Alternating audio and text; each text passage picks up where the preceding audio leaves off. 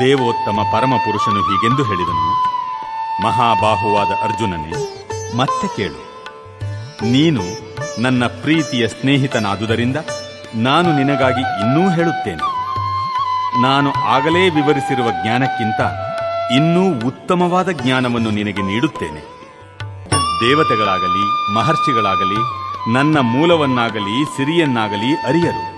ಏಕೆಂದರೆ ಎಲ್ಲ ರೀತಿಗಳಲ್ಲಿಯೂ ನಾನೇ ದೇವತೆಗಳಿಗೆ ಮತ್ತು ಮಹರ್ಷಿಗಳಿಗೆ ಮೂಲನು. ಯಾರು ನನ್ನನ್ನು ಜನ್ಮವಿಲ್ಲದವನು, ಅನಾದಿ ಮತ್ತು ಎಲ್ಲ ಲೋಕಗಳ ಪರಮ ಪ್ರಭು ಎಂದು ಅರಿಯುತ್ತಾನೆಯೋ ಅವನು ಮಾತ್ರ ಮನುಷ್ಯರಲ್ಲಿ ಭ್ರಾಂತಿ ಇಲ್ಲದವನಾಗಿ ಎಲ್ಲ ಪಾಪಗಳಿಂದ ಬಿಡುಗಡೆ ಹೊಂದುತ್ತಾನೆ. ಜ್ಞಾನ, ಸಂದೇಹ ಮತ್ತು ಭ್ರಾಂತಿಗಳಿಂದ ಬಿಡುಗಡೆ, ಕ್ಷಮೆ, ಸತ್ಯ, ಇಂದ್ರಿಯ ನಿಗ್ರಹ, ಮನೋನಿಗ್ರಹ, ಸುಖ ದುಃಖಗಳು, ಹುಟ್ಟು ಸಾವು, ಭಯ ನಿರ್ಭಯ, ಅಹಿಂಸೆ, ಸಮಚಿತ್ತತೆ, ತುಷ್ಟಿ, ತಪಸ್ಸು, ದಾನ, ಕೀರ್ತಿ, ಅಪಕೀರ್ತಿ, ಜೀವಿಗಳ ಈ ಎಲ್ಲ ಗುಣಗಳನ್ನು ಸೃಷ್ಟಿಸಿದವನು ನಾನೊಬ್ಬನೇ. ಸಪ್ತರ್ಷಿಗಳು ಮತ್ತು ಅವರ ಪೂರ್ವದ 4 ಮಹರ್ಷಿಗಳು ಎಲ್ಲರೂ ನನ್ನಿಂದ ಬಂದರು, ನನ್ನ ಮನಸ್ಸಿನಿಂದ ಹುಟ್ಟಿದರು. ವಿವಿಧ ಲೋಕಗಳಲ್ಲಿ ಇರುವ ಜೀವಿಗಳೆಲ್ಲ ಅವರ ಸಂತಾನದವರೇ. ನನ್ನ ಈ ಐಶ್ವರ್ಯವನ್ನು ಮತ್ತು ಯೋಗಶಕ್ತಿಯನ್ನು ಯಥಾರ್ಥವಾಗಿ ತಿಳಿದವನು ಪರಿಶುದ್ಧವಾದ ಭಕ್ತಿ ಸೇವೆಯಲ್ಲಿ ತೊಡಗುತ್ತಾನೆ. ಈ ವಿಷಯದಲ್ಲಿ ಸಂಶಯವಿಲ್ಲ. ಎಲ್ಲ ಆಧ್ಯಾತ್ಮಿಕ ಮತ್ತು ಭೌತಿಕ ಜಗತ್ತುಗಳ ಮೂಲವೂ ನಾನೇ. ಎಲ್ಲವೂ ನನ್ನಿಂದ ಹೊರಸೂಸುತ್ತದೆ.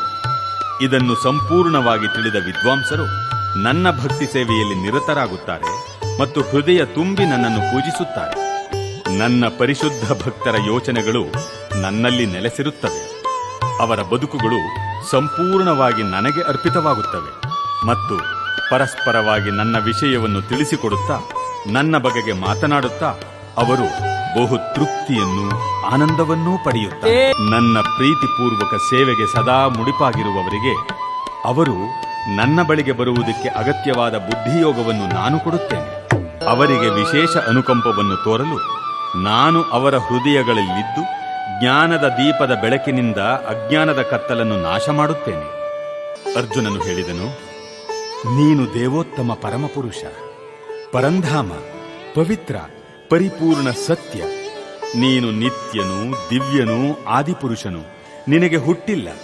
ನೀನೇ ಅತ್ಯಂತ ಶ್ರೇಷ್ಠನು.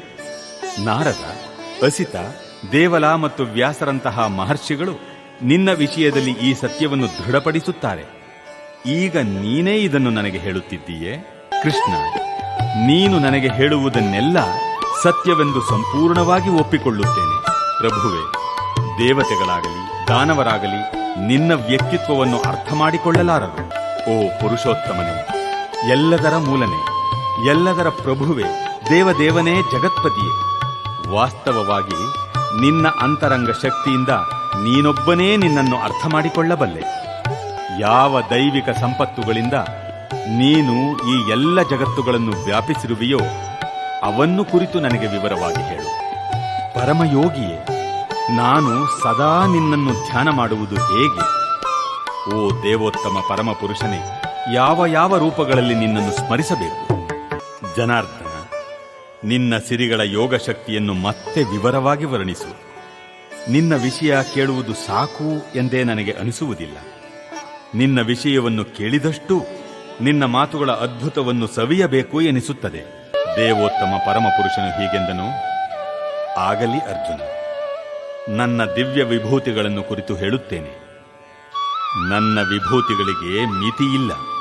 ಆದುದರಿಂದ ಪ್ರಧಾನವಾದುದನ್ನು ಮಾತ್ರ ಹೇಳುತ್ತೇನೆ.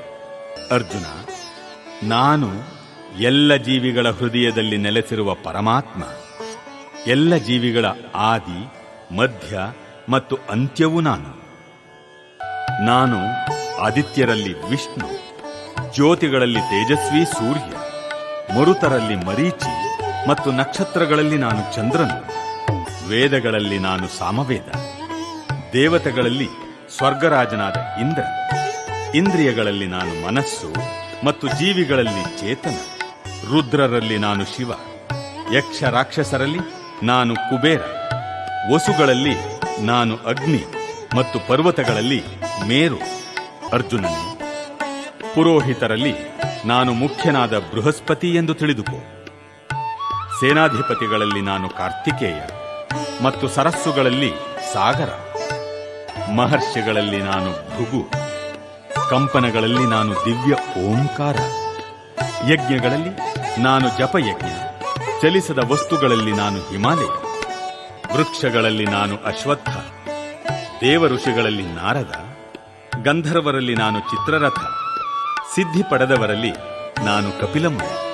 ಅಶ್ವಗಳಲ್ಲಿ ನಾನು ಅಮೃತಕ್ಕಾಗಿ ಸಮುದ್ರವನ್ನು ಕಡೆದಾಗ ಉದ್ಭವವಾದ ಉಚ್ಚೈಶ್ರವಸ್ಸು ಎಂದು ತಿಳಿ. ಗಜೇಂದ್ರರಲ್ಲಿ ನಾನು ಐರಾವತ, ಮನುಷ್ಯರಲ್ಲಿ ನಾನು ರಾಜ. ಆಯುಧಗಳಲ್ಲಿ ನಾನು ವಜ್ರಾಯುಧ, ಗೋವುಗಳಲ್ಲಿ ಸುರಭಿ. ಪ್ರಜೋತ್ಪತ್ತಿಗೆ ಕಾರಣಗಳಲ್ಲಿ ನಾನು ಕಂದರ್ಪ, ಪ್ರೇಮದೇವತೆ. ಸರ್ಪಗಳಲ್ಲಿ ವಾಸುಕಿ, ಬಹುಹೆಡೆಗಳ ನಾಗರಲ್ಲಿ ನಾನು ಅನಂತ. ಜಲವಾಸಿಗಳಲ್ಲಿ ವರುಣದೇವತೆ, ಪಿತೃಗಳಲ್ಲಿ ಅರ್ಯಮ ಮತ್ತು ಶಾಸನ ನಿರ್ವಹಿಸುವವರಲ್ಲಿ ನಾನು ಯಮ.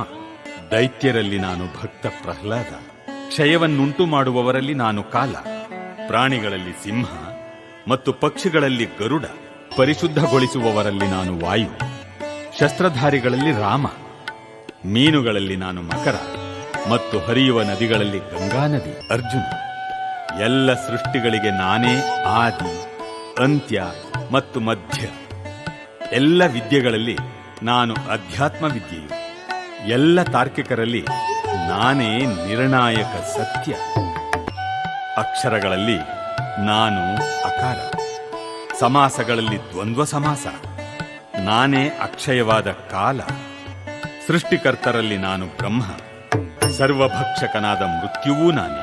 ಇನ್ನೂ ಹುಟ್ಟಲಿರುವ ಎಲ್ಲದರ ಉತ್ಪತ್ತಿ ತತ್ವ ನಾನೇ.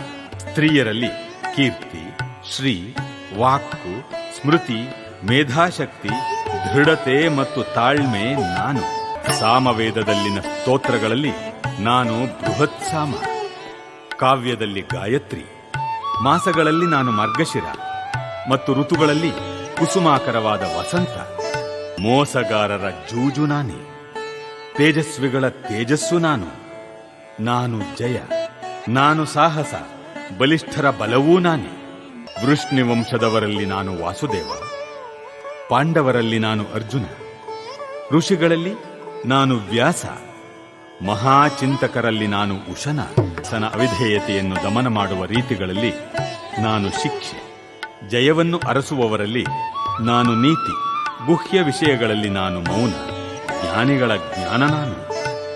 ಅರ್ಜುನ, ಇದಲ್ಲದೆ ನಾನು ಎಲ್ಲ ಅಸ್ತಿತ್ವಗಳನ್ನು ಉತ್ಪಾದಿಸುವ ಬೀಜ. ನಾನಿಲ್ಲದೆ ಚರಾಚರವಾದದ್ದು ಯಾವುದೂ ಇರಲು ಸಾಧ್ಯವಿಲ್ಲ. ಪರಂತಪ, ನನ್ನ ದೈವೀ ಅಭಿವ್ಯಕ್ತಿಗಳಿಗೆ ಕೊನೆಯೇ ಇಲ್ಲ. ನಾನು ನಿನಗೆ ಹೇಳಿರುವುದು ನನ್ನ ಅನಂತ ಸಿರಿಗಳ ಒಂದು ಸೂಚನೆಯಷ್ಟೇ. ಎಲ್ಲ ಶ್ರೀಮಂತವಾದ, ಸುಂದರವಾದ ಮತ್ತು ಉಜ್ವಲವಾದ ಸೃಷ್ಟಿಗಳು ನನ್ನ ವೈಭವದ ಒಂದು ಕಿಡಿಯಿಂದ ಮೂಡಿಬಂದಿವೆ ಎಂದು ತಿಳಿ.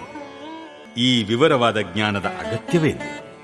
ನನ್ನ ಒಂದೇ ಅಂಶದಿಂದ ನಾನು ಇಡೀ ವಿಶ್ವವನ್ನು ವ್ಯಾಪಿಸಿ ಧರಿಸಿದ್ದೇನೆ.